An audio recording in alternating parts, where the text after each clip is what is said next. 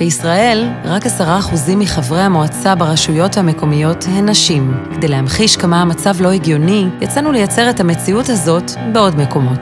אני אצטרך לבקש ממך רק שנייה לחכות. יש יותר מ10% נשים בפנים, ואנחנו רוצים לייצר מצב של איזון. מה זאת אומרת 10% נשים? אני לא מבינה אותך. אתם תצטרכו להמתין כמה דקות? למה? יש יותר מ10% נשים, אז אנחנו רוצים... כן. שלום, סליחה, אני מצטערת, לא יכולה להיכנס כרגע. את תצטרכי להמתין, כי יש יותר מ10% נשים כרגע. מה זאת אומרת? לא מכניסים יותר מ10% נשים. אתה רציני? מי אתה מייצג? את המצב. או שיכנסו גברים, או שכמה נשים יצאו.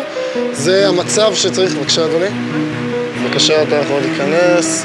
רק את, סליחה, אני מצטער, אני אצטרך לעכב אותך כמה דקות. למה אני צריכה לעמוד פה עם עגלה עם תינוקת? שחרר לחץ, שנייה, אל תכעס. סליחה, אני מצטער, את לא יכולה להיכנס. רגע, ממתי כל השטויות האלה? מה, תשחרר לחץ אח שלי, ויאללה, מה אתה עושה רע יותר מדי? לא אוהב איתך, אחי. אז אל תדבר איתה וזהו. מי נתן את ההוראה? אז יצאו קצת נשים, יצאו. לא מקובל עליי, אני רוצה לדעת... למה זה לא מקובל עליי? כי אני רוצה לדעת מי נתן את אבל זה ההוראה המצב.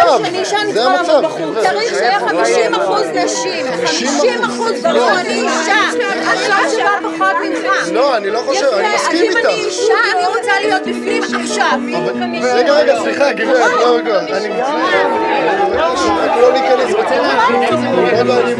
ב-22 לאוקטובר הבחירות לרשויות המקומיות. יש לך הזדמנות לשנות.